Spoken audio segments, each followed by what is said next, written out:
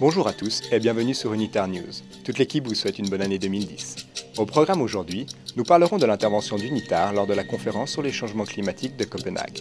Puis nous évoquerons l'ouverture prochaine d'un bureau Unitar au Brésil. Et finalement, nous parlerons du rôle d'Unitar qui promeut l'apprentissage de la protection des civils dans son programme de formation de maintien de la paix. Mais tout d'abord, attardons-nous un peu sur le rôle qu'a joué UNOSAT dans l'aide humanitaire après les événements survenus en Haïti. Suite à la requête de plusieurs agences, l'UNITAR a mobilisé le programme UNOSAT pour obtenir une réponse immédiate par des analyses dérivées d'images satellitaires afin de faciliter les mesures d'urgence en Haïti. L'UNOSAT a ainsi fourni des cartes montrant les dommages initiaux causés après le tremblement de terre ainsi que d'autres montrant les déplacés internes. L'UNITAR voudrait aussi rendre hommage à Heidi Anabi et aux autres membres des Nations Unies ayant perdu la vie lors de cette catastrophe. En décembre dernier, UNITAR a participé aux conférences des Nations Unies de Copenhague sur le changement climatique. Pendant 2 semaines, l'UNITAR a présenté plusieurs projets mettant en valeur le rôle clé dans le domaine du changement climatique, ainsi que des enjeux liés à cette thématique d'un point de vue du développement. Le lancement de la plateforme de formation et de sensibilisation au changement climatique UNCC Learn a été l'élément marquant pour l'UNITAR durant la COP15. Lancée en coopération avec une vingtaine d'agences des Nations Unies, cette plateforme cherche à favoriser le partage des connaissances et l'apprentissage en matière de changement climatique. L'objectif majeur étant de renforcer les compétences des États membres de l'ONU grâce à une approche unifiée. UNITAR a signé un accord avec le gouvernement brésilien pour ouvrir un bureau au Brésil en 2010. Situé à Brasilia, le bureau sera localisé dans les locaux de l'ENAP, l'École nationale d'administration publique.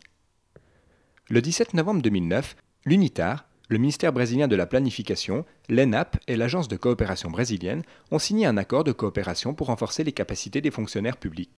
L'Institut apportera son expertise en matière de pédagogie destinée à la formation d'adultes et l'apprentissage par le biais de produits novateurs pour appuyer le gouvernement brésilien dans son projet de renforcement de la coopération entre pays du Sud. Avec l'ENAP, l'UNITAR sera responsable de définir le contenu des activités de la formation afin de répondre aux besoins des fonctionnaires publics au Brésil et dans d'autres pays du Sud. Le 13 novembre 2009, UNITAR a organisé une conférence sur la thématique de la protection des civils dans le monde. Le thème fut choisi à l'occasion de la 48e session du Conseil d'administration. Ces dernières décennies ont montré que les conflits armés et les guerres affectent de plus en plus les populations civiles. Génocides, viols, tortures sont les réalités quotidiennes de ces populations. Parmi les intervenants était présent professeur Ada Kumar, directrice du Mandela Center for Peace and Conflict Resolution à Delhi, en Inde, Madame Anne-Christine Sidnes, ancienne ministre norvégienne de la coopération internationale et directrice auprès de l'ONG Norwegian Church Aid.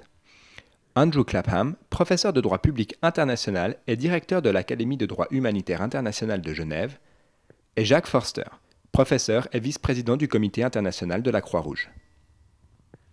Les intervenants ont souligné les besoins d'encourager la sensibilisation des acteurs de terrain dans le domaine de la protection des civils. Depuis 2009, l'UNITAR développe un programme de formation sur la protection des civils s'adressant aux candidats aux missions de maintien de la paix. Merci d'avoir suivi cette seconde édition d'Unitar News. C'était Marc Gisclon depuis les bureaux d'Unitar à Genève. Cette émission vous a été présentée par Unitar en collaboration avec l'Université de Genève.